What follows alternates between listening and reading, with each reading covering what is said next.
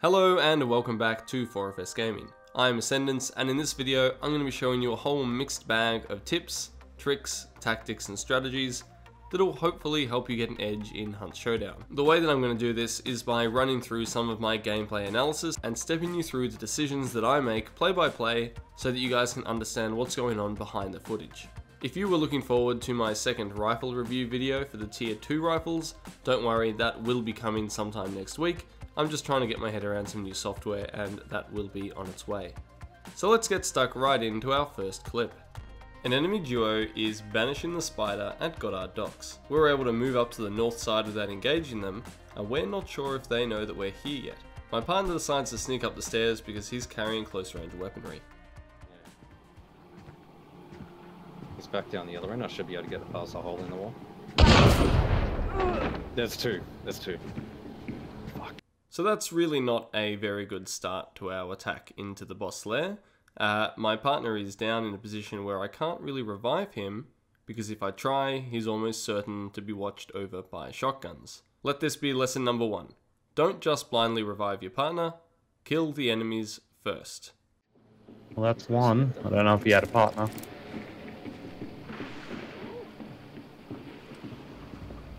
Notice those gaps there through the floorboards? I can fan through there and kill the hunter running above me, but I decided not to because they could easily move back into concealment and then I would have given away my position and have to reload, making me very, very vulnerable.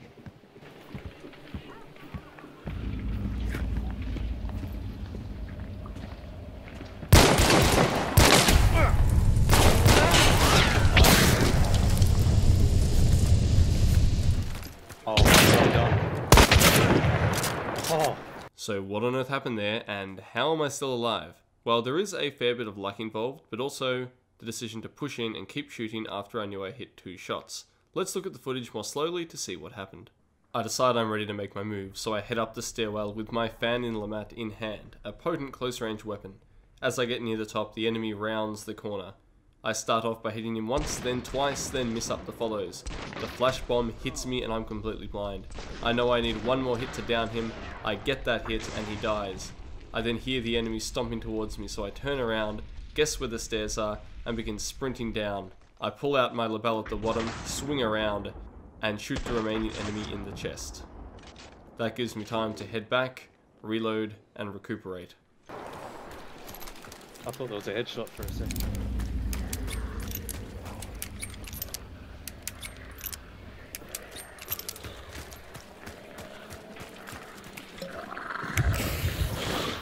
Now that burn there was quite a risky move, and if I had my moment again I probably wouldn't do it, simply because I'm lucky I didn't also set my partner on fire, not just the enemy.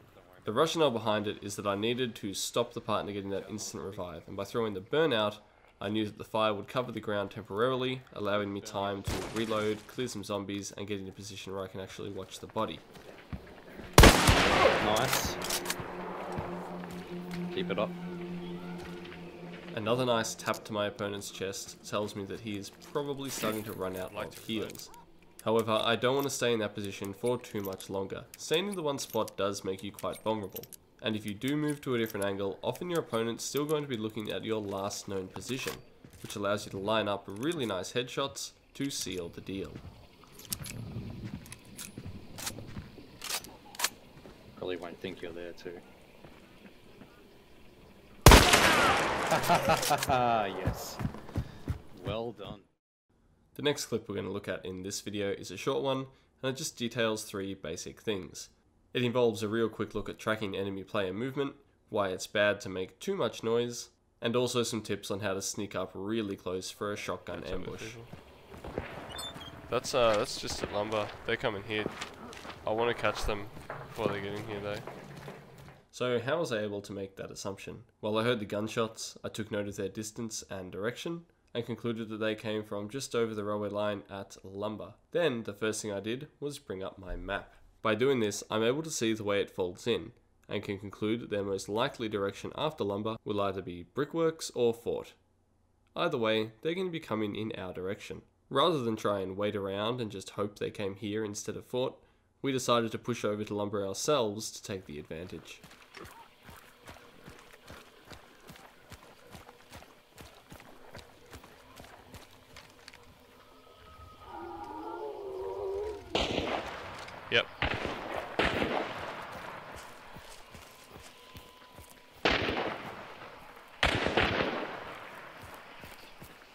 Watch this hive.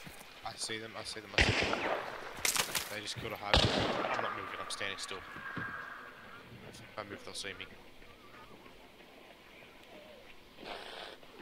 Ready? Go.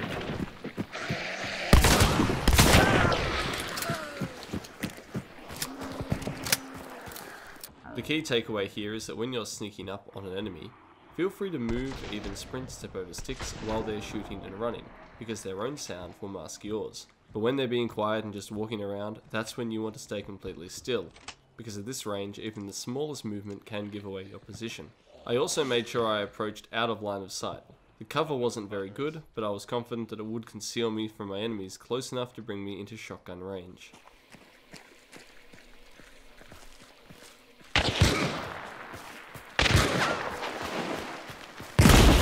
Beautiful, beautiful, beautiful.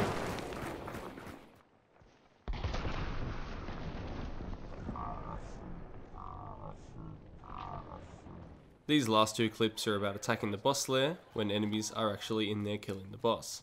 Well, we know the spider is being attacked at Ironworks, but we're not sure if it's a duo or a solo in here.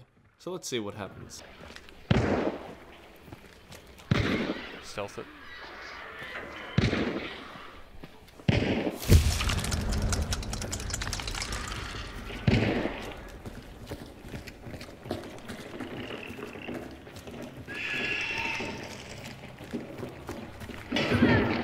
Surprise! So there's a couple of things to note here. First, we both have close range weapons, a shotgun and a bomb lance. We enter together, so if we do encounter someone, we can back each other up. But once we enter, we do split apart so we can cover ground more efficiently and prevent them from running away outside or luring us back into a trap. We pincer the target, and I don't even see them before my partner gets the kill. Surprise!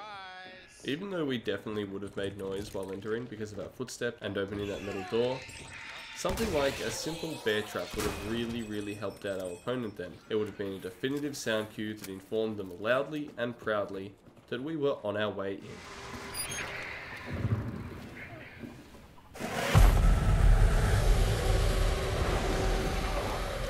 Is that you?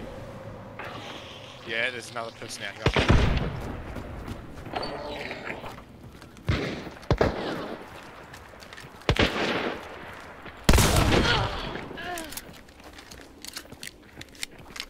Nice. The partner of the guy we initially downed foolishly decides to wait until after we've finished dealing with the spider to come and attack us. A failed dynamite throw lets us pincer in from two angles. The one thing to note here is how I really take my time to line up the shotgun shot.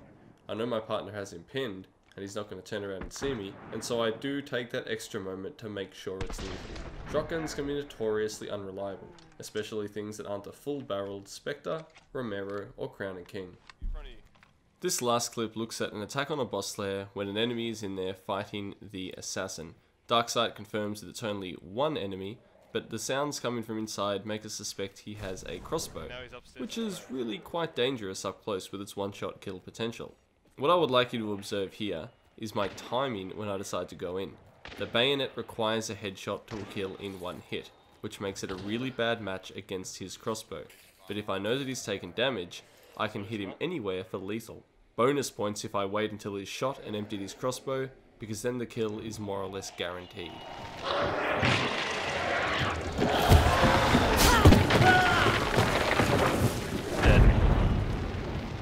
Is anyone else? And that right there brings us to the end of our video. Thank you so much for watching. If you would like to see more from 4FS Gaming, you can check out our backlog of tips and tricks videos that might be able to help you out, or consider subscribing to stay up to date when we release anything new. If you want to get more involved with the 4FS community, you can always head over to our Discord server, which is linked in the description below, or you can support us by checking out our Patreon page, also linked in the description. Good luck out there in the swamps, and until next time, this is Ascendance from 4FS Gaming.